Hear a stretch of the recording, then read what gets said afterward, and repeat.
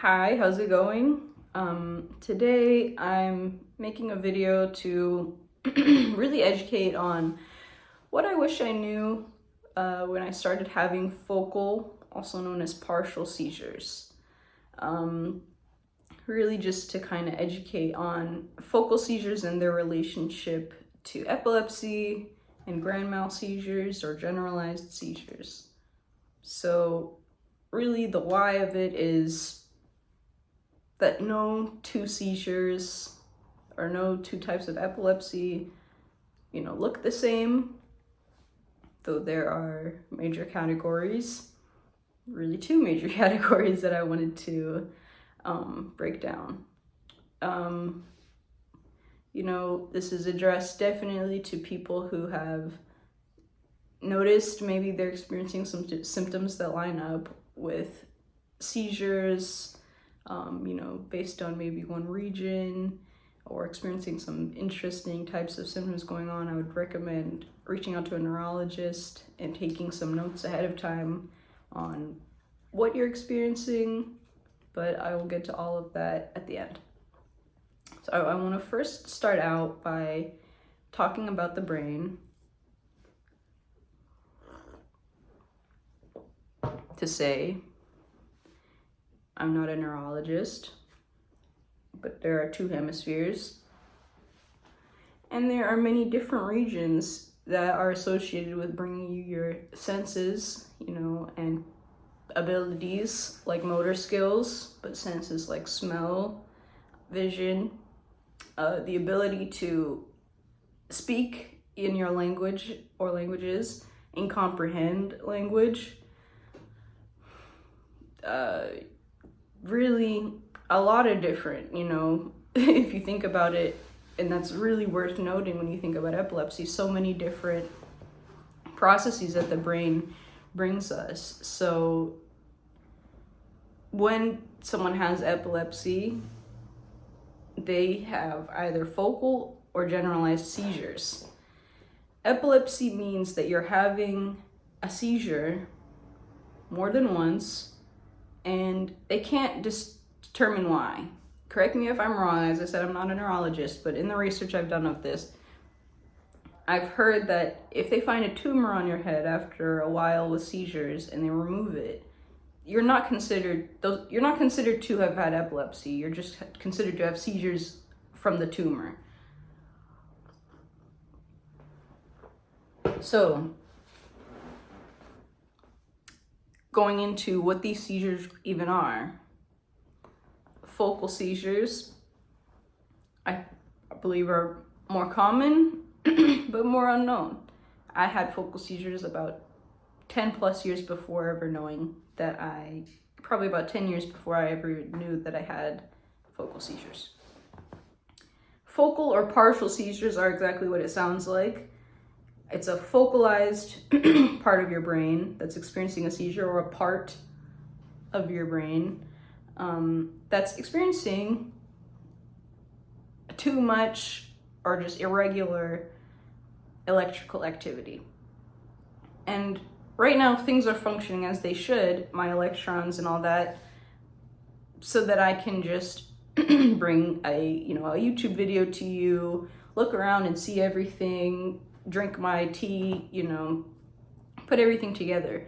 Now, in my case, because I have temporal lobe seizures, the temporal lobe is responsible for language, sense of space, many other processes. When you have a seizure, it's also responsible for memory. So when you have a seizure in this region, in your temporal lobe, in my case, I believe it to be on my right side. I haven't captured this on an EEG. I'm in the process of getting a diagnosis. When you have a seizure on the right side of your brain in general, you may experience some weird symptoms on your left side of your body. I have a right temporal seizure.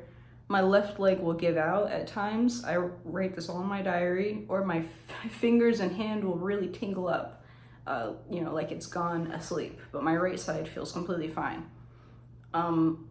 As I said, the temporal lobe is responsible for memory. When I have a temporal lobe seizure, sometimes my mind's eye will see deja vu memories or feel like I'm back in some time that I can't fully remember, but it's very emotionally captivating.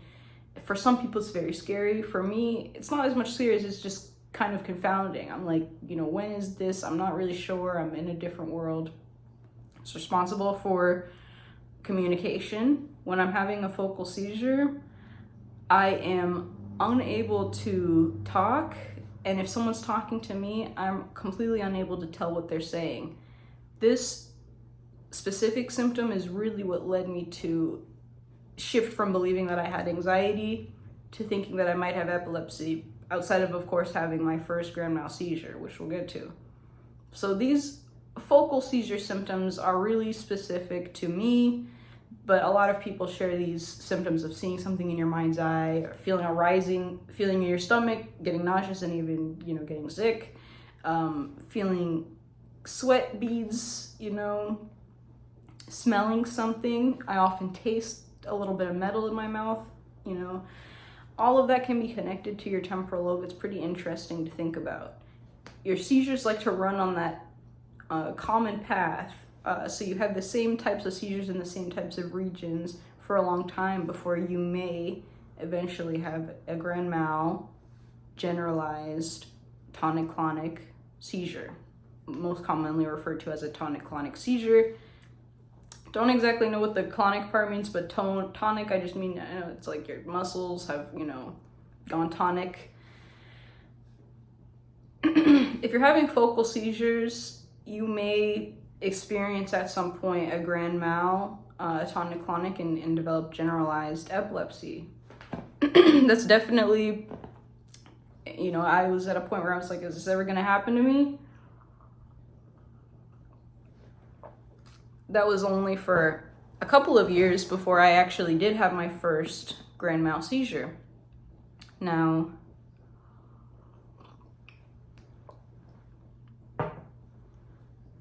if a focal seizure is on one part of your brain, a generalized seizure takes over the whole thing. I mean, I'm not exactly sure what happens, but the thing just slips out, the electricity, and it just can't stop. You know what I mean? You know the meme that's like, we developed a pill that will let you use 100% of your brain. That pill was developed by nature, and it is called generalized epilepsy.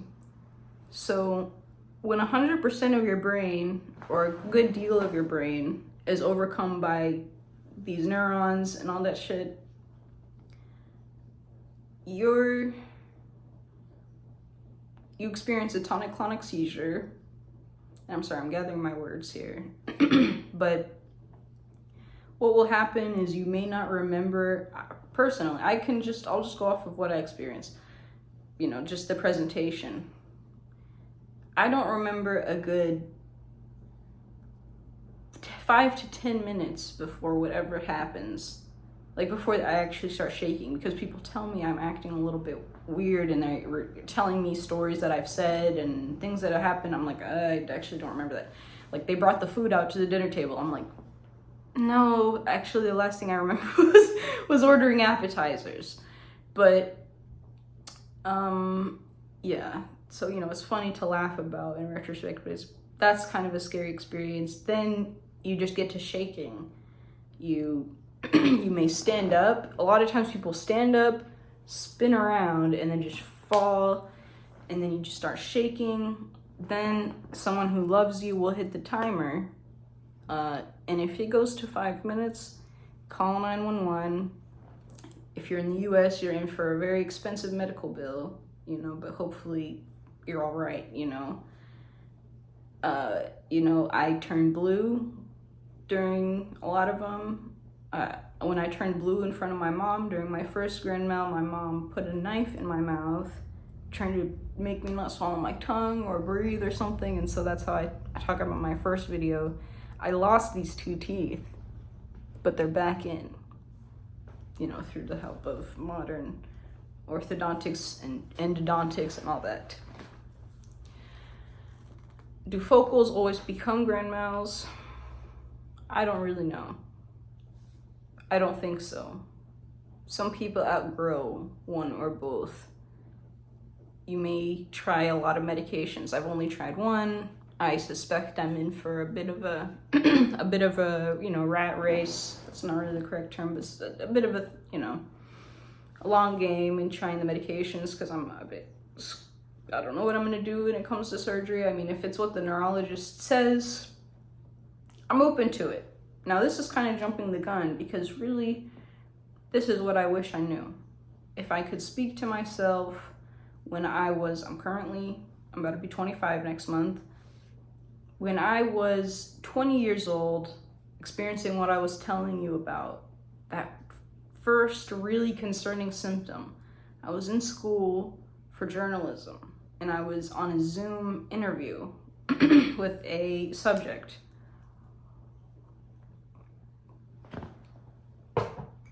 We're having the interview, then all of a sudden the feeling happens, and in my head I'm like, oh shit, I wish this wasn't happening right now. I'm trying to speak to this person. I experienced all the stuff I talked to you about, the rising stomach, the beating, feeling like I'm gonna throw up, and even feeling some weird emotional connections to something that may have happened a long time ago or never happened, and it's confusing me. But I'm also aware of where I am, you know, in the world, that I'm sitting in this study room looking at this gentleman, and he's sitting here